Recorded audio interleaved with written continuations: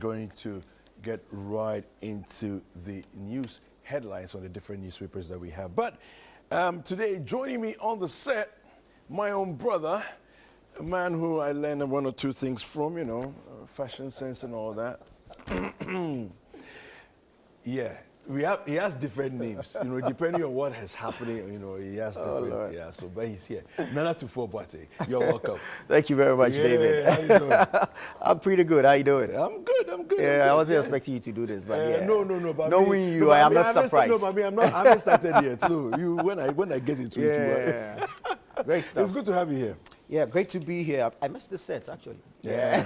Charlie, it's good to have you. Well, I'll go on leave soon, so I can leave it for you to go. No, don't stay. I should stay. Yeah. Follow through with the quote of the day and bring that energy every day and stay here. Charlie. Anyway, you want to start us off with the Yes, I'm going to graphic? start off with the daily graphic. Front page says, Mid-Year Budget Review. Minister unveils growth strategy. President inaugurates 320 housing units for police. That's some good news there. Great stuff. There's another story, stemming out of the budget. This one says, Mid-Year Budget Review missed opportunity to abolish taxes, minority assets. Obviously, you expect some of these reactions whenever the budget is presented to Parliament. Yeah. That's it for the front page of the daily graphic. Now, there's also a big story on the back page of the daily graphic that says Births and Deaths Registry to receive authority status. Okay. Yeah, the Minister for Local Government was there a day or two ago, and he made the statement there. Okay. There's also a story that says LI not to control cement pricing. This is according to the Trades Minister. Well, Really? that's quite confusing. Yeah, I know, right? Yeah. Because all Perhaps this when we while- get into the details of we'll it, get into the we'll details later. understand it. All right. better. So the Ghanaian Times, it says here, we need more judges nationwide. The president took critics as he justified swearing in 16 new judges. Yendi Municipal Assembly members brawl over presiding member election. We also have Atta Mills Memorial Heritage commemorates the 12th anniversary of former President Mills's passing. Now, we'll take you a little bit into that story later on because there's all kinds of shenanigans going on with the fallout of, that event yesterday. It's quite interesting. Yeah. And so many people, those who are family members, those who are not family members, Exactly. all rented family members. I and know, all. right? And all of that. Gosh. Interesting. Yeah. So we can All right, go. let's get into the Finder newspaper. The New Finder, actually. Front page says tourism rakes in $1.8 billion between January and June 2024. Okay, this is also from the Mid-Year Budget Review. Okay. Reforming SNIT, a call for transformation in pension management, comes with a picture of Michael Harry Yamson. Dr. Amwa calls for patience amid economic improvements. Okay, that's Stephen Amwa there, Deputy Finance. The Balancing Act, Intelligence Agencies in Modern Economies. I'm sure this will probably be an article. It's by Reverend Raphael Kane Mojo. Okay. And 150,000 Ghana cedis to 50 million Ghana cedis available to SMEs under new fund. Well, if you are an SME, a startup, you should be interested in this. I know, right? I know. You might want to get the copy of the New Finder and get the details from there. All right. We have the Daily Guide, and the Daily Guide says, at Amilza's 12th memorial service, we have NDC family fight Anidoho. All right, so this one I'm sure we'll get into a bit more of it later on. Nana justifies appointing more judges. We have government delivers 1,000 homes to security agencies. And Bawumia can't debate Mahama. Minority is asserting. And Norwegian appointed manager of Kempon Academy. Now, this is interesting in the wake of all the sporting the visa scandal in Oslo. And all of that. Yeah, so this is what we have for the Daily Guide. Right, let me take you to the Anchor. The Anchor newspaper says Rabotech Group, UMAT, to develop largest research mine, initiative dedicated to teaching and training of universities students. MIF, that's MIIF, rolls out 20 million Ghana cedi scholarship scheme for women in STEM education. Banker chiefs, youth charged over community mining, issue ultimatum to government. And Fitiwe family rubbishes fraud claims against ex-Amasaman MP. That's it for the Uncut newspaper. Okay. I have the Chronicle. It says on MPP MPs on December elections, Mahama must debate Bawumia. Majority Caucus says government is not afraid of its track record. Okay. 1,000 homes built for security agencies since 2017. This is coming from Kojopon Nkrumah. We have $60 million UHAS Phase 2 project ready after Akufo-Addo cut sword in 2021. Okay. And and the scripture for today on the front page of the Chronicle, let's see who Chronicle is going for this time. James 1:19. But what makes you think they go for somebody? No, they're only quoting scriptures. Well, okay, so we'll see who the scripture is addressed to. Especially when it's from Proverbs. I'm telling you. But today is from James 1, verse 19. Know this, my beloved brothers. Let every person be quick to hear, slow to speak, and slow to anger. Okay. I think I know who you're talking about. Well, I don't. Maybe you can guide me in that direction. The business analyst this morning says safeguarding cedi stability, continue to rebuild international reserves, IMF to BOG. Recent financial sector cleanup, expensive, World Bank assets. Assembly plants have produced 4,700 vehicles locally. That's the finance minister. CTAG withdraws services over July salary freeze directive.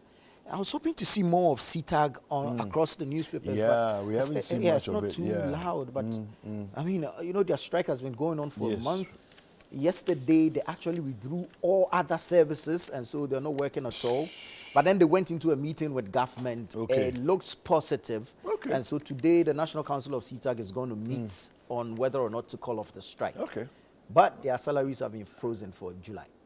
There's a final one from the business analyst. It says media budget review.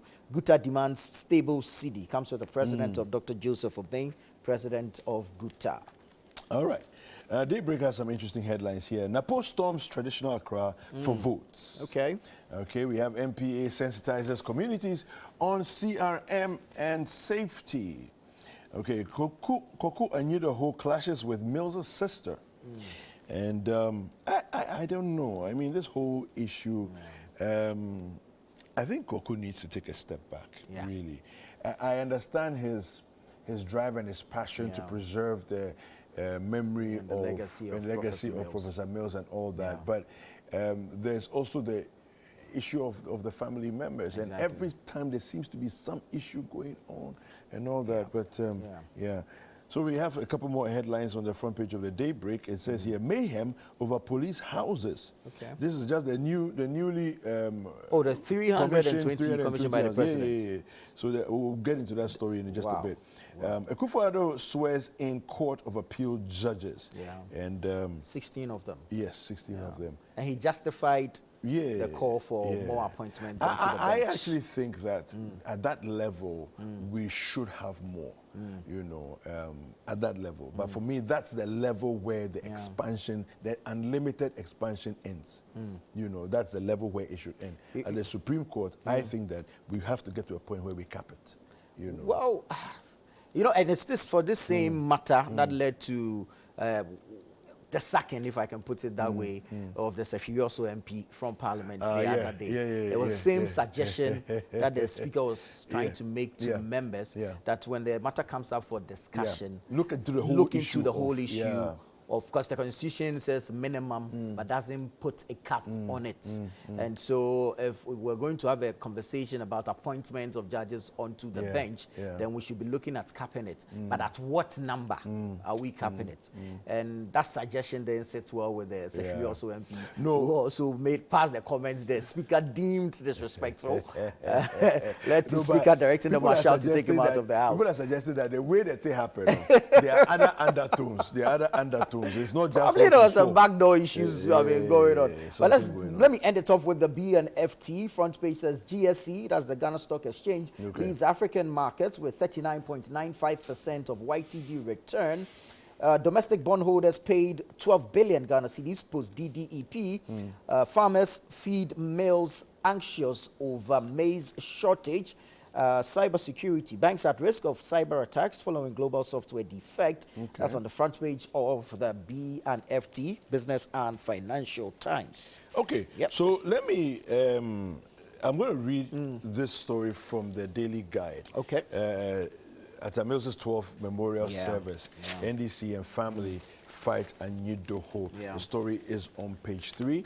Of course, other papers also carry it. Let me see, it was, I think it's the Daybreak. The Daybreak also says that Anyidoho clashes with Mills' sister.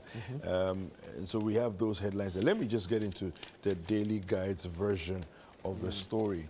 It says here, the National Democratic Congress and the family of the late president, John Evans Atta Mills, yesterday clashed with the former Deputy General Secretary of the NDC, Caucus Anyidoho, over time scheduled at the event to mark the 12th memorial service of the late president in Accra. Now, the event held at the Asomdwe Park near the Castle Gardens took a different turn when the former NDC General Secretary exceeded the agreed time of 7:30 a.m. to 9 a.m. to enable the family of the president, the late president, Atta Mills, and the NDC to also hold its memorial service to mark the demise of the former president. Now, Caucus Anyidoho, who was ushered from the event grounds by the swift intervention of security personnel in order to prevent further clashes between him and the members of the NDC and the late Atta Mills' family.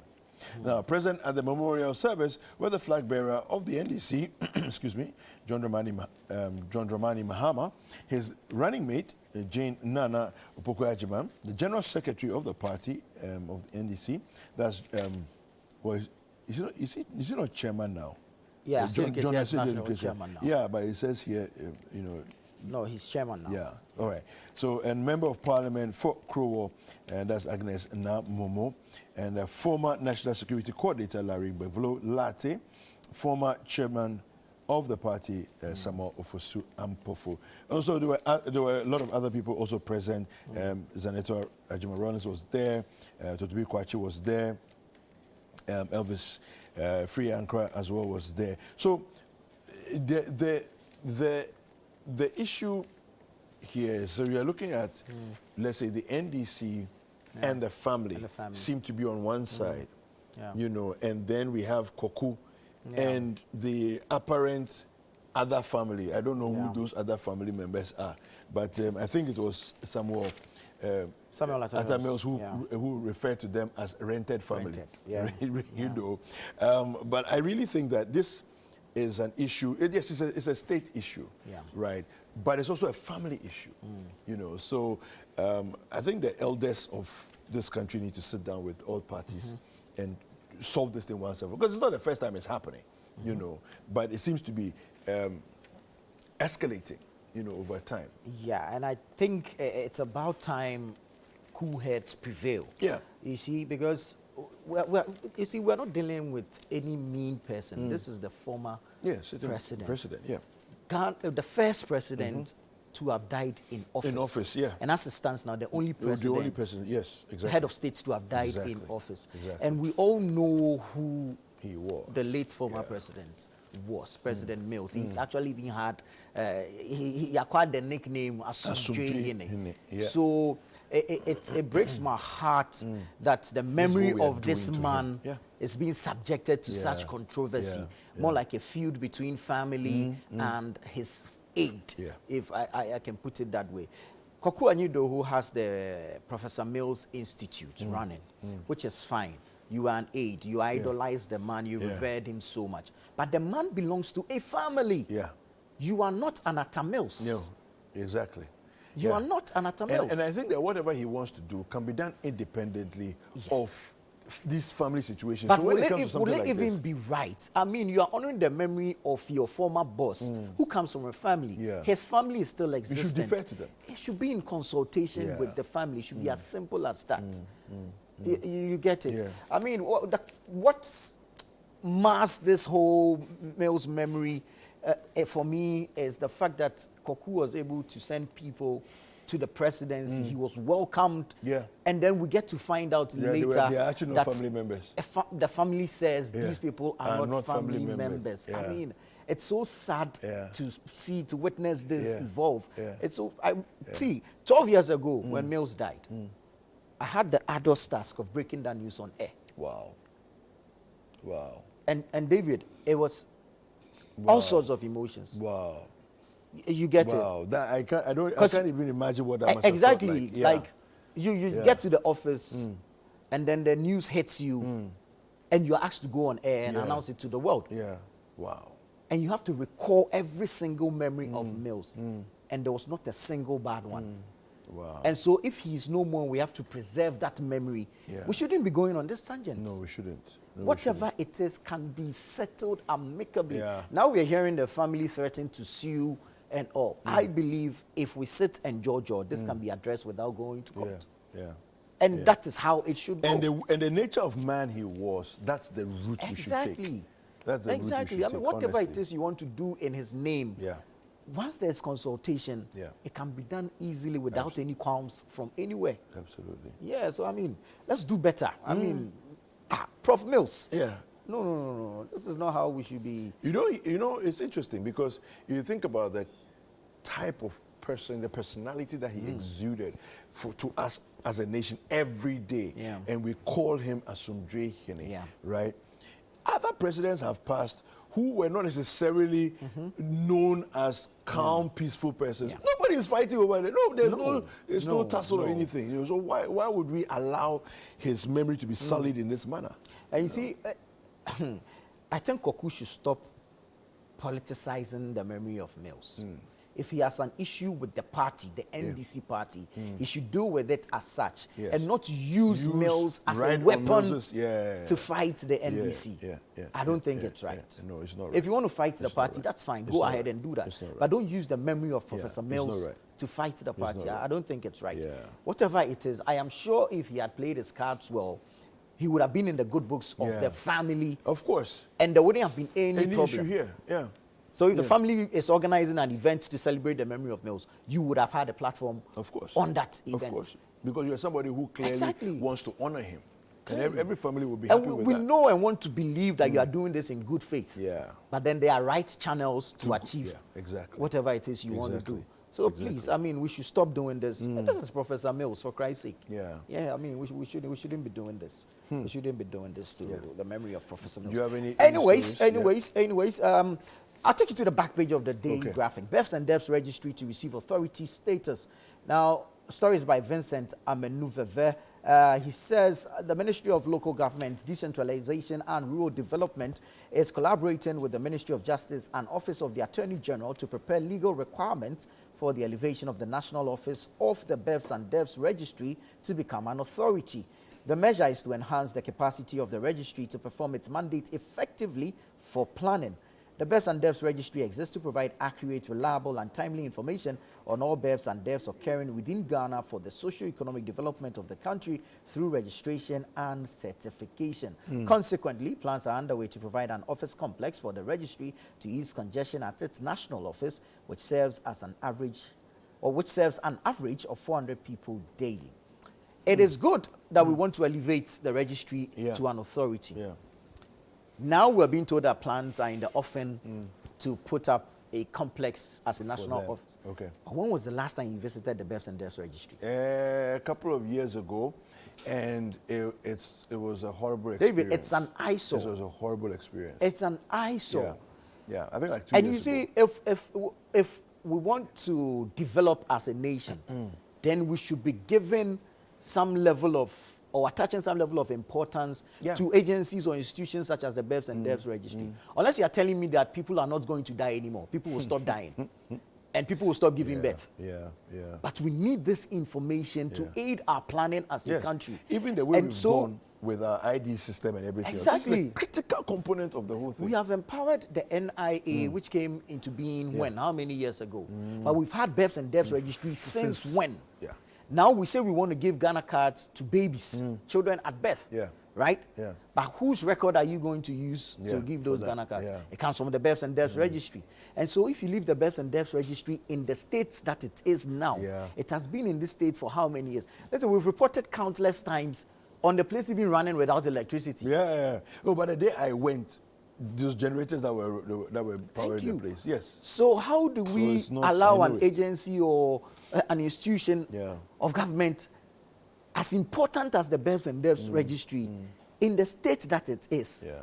I mean, when I get there as a staff, and this is the environment I'm going to work in, David, there will be no motivation. That's why you go there Yeah. and you see queues. Yes. Yes, We yes, are preaching digitalization, but you have to go and do a birth certificate and wait months Yeah. to get that certificate. Yeah. I mean, if people die and you need letters of administration, and so you need a death certificate Yeah. to go pick up the letters of administration because perhaps the circumstances under which they died, Yeah. certain, legal processes have to be followed. Yeah. And you go there and it's going to take you forever to get a death certificate. Meanwhile, we are preaching digitalization Yeah. in this country. No, you see, and so that the cohesiveness of our thinking is like we say one thing on one hand, but we're clearly not following through with other Exactly. decisions that will make this thing seamless. you know? Exactly. Well, there's mayhem over the police houses. Commissioned police Maybe houses. if we get you to we understand what type of mayhem it is. Okay, so there's tension. I'm going to read a story for you. It says here, there's tension among officers of the Ghana Police Service days after President Kufuor handed over the 320 new housing units at Tesano in Accra to the service.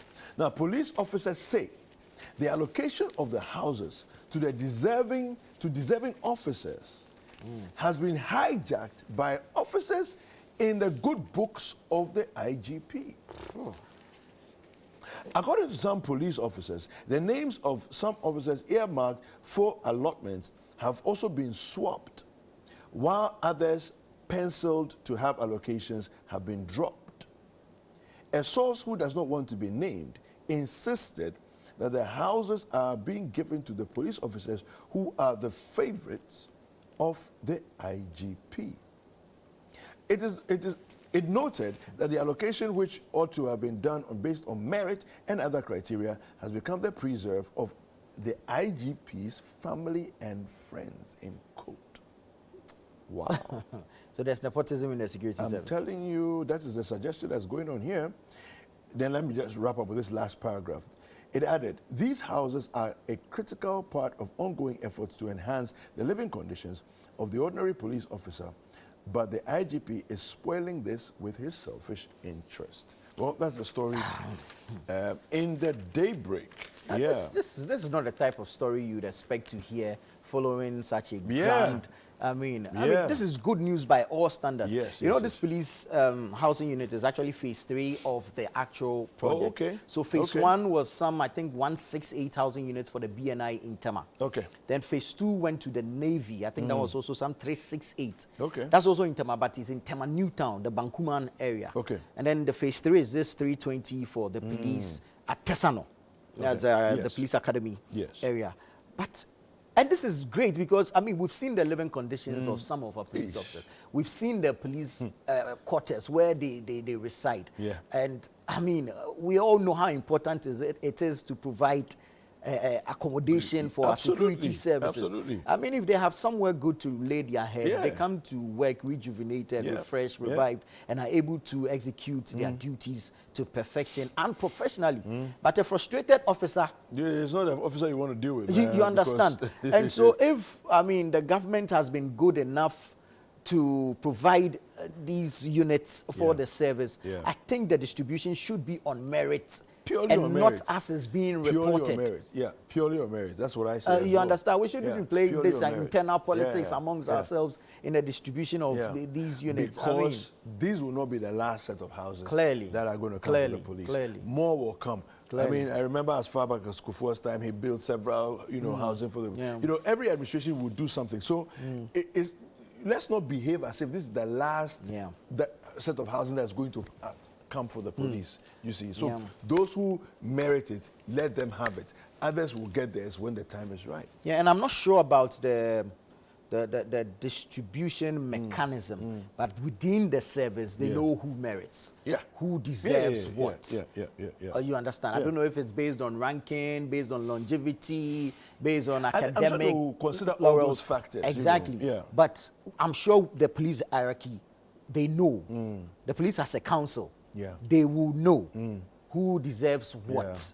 And so, I mean, they should follow with that. Whatever laid down procedure they have for distribution of housing units should be followed through. And I don't see the IGP in that light as the story is suggesting. I also find I don't see him in that light. I find a challenge with it as well, Although human and is likely to falter, but I don't see him in that light as the story is suggesting. But I am hoping and praying that it's not true. That it's not true, and that he does right by his officers, and then of course the distribution is done according to merit. And let's do away with the internal politics. Sometimes these things, it breeds bad blood. I know. You understand? I know. It's not good for the service. It doesn't help at all. It's not good for the service. Let me just wrap up with a quick minute on the ChannelOne.com. There's a couple of headlines here, and they are all related. It says here, Norway scandal will damage Ghana's reputation. Neil Ante van der Poel speaking there. He was on Eyewitness News yesterday. I cannot be held responsible for Norway's scandal. Sports minister speaking here. I don't know what your quick thoughts are on that one. I mean, I don't like the tangent on which the ministry or the minister is going. He looks to be blaming the embassy for not doing due diligence. But if, based on respect for host nations, these embassies will also not come out exactly, and if documents are sent to me with your authorization, you get it. So I don't think the blame game is the way to go. Rather, the investigation should be expedited. You get it. So that, I mean, wherever the lapse is, it will be addressed going forward. Because this won't be the last international competition we're going for. Exactly. We'll be going to other offices to get visas. I mean, some of us are already in Paris. Exactly. Right? Some of us are already we in have Paris. about 9 persons representing us in Paris. So this wouldn't be the last one. So we shouldn't be, this is not the time for blame games. We should find where the fault is. And then whoever is culpable is held for whatever it is, whether it's the forgery or whatever it is. Because this is a serious crime. Remember, we've been hit with a similar one before. Exactly. And now there's this one. And I don't know if the ministry saying that they will investigate on their own should be the last stop. There has to be an independent investigation. Like Neil Ante is saying. I mean, he's a former sports minister, and so he knows the happenings around some of these things. Who issues what? Whether it's the National Sports Authority acting as an agency of the ministry, whether it's the Paralympic Committee itself that should be held liable. I mean, it's funny. But yesterday we picked up a story that says that, you know, one person died. The team that absconded. One person is dead. And we understand there's a family that was sent to go bring the dead body back, and the family itself has absconded. I don't know how true that is. I don't know if the Norwegians will give visas for people when they've already been hit with this kind of scandal. But anyway, talking about sports, Sports Review is next. Welcome back. Now let's do some sports stories. Ghana's Minister of Youth and Sports, Mustafa Yusuf, has admitted that the ministry has faced challenges with paying contractors, and that has caused the delay in commissioning the various youth resource centers across several locations in the country. He said this in a meeting with the media to address several issues in the sports industry on Wednesday. In 2018, the ground was broken for the construction of 10 youth resource centers, and each was to cost $1.8 million. But 6 years on, the facilities are yet to be finished and commissioned for use. The sports minister, Mustafa Yusuf, stated that the facilities were at various stages of completion, but the biggest hurdle was a financial one, and that had hampered the construction of the resource centers. Now, I have a quick scripture to read after this thing that you have read. It says, "Or what king going to make war against another king does not sit down first and consider whether he is able with 10,000 to meet him who comes against him?" In other words, when you're going to go on a mission, calculate the cost of it before you enter. Anyway, that's the scripture for today from my side. Then we're going to Paris 2024.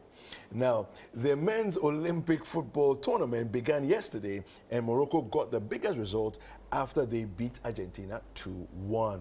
Now, Sofiane Rahimi got the goals for the North Africans, while Giuliano Simeone scored for the Argentines. Now, they thought they had found the equalizer through Christian Medina.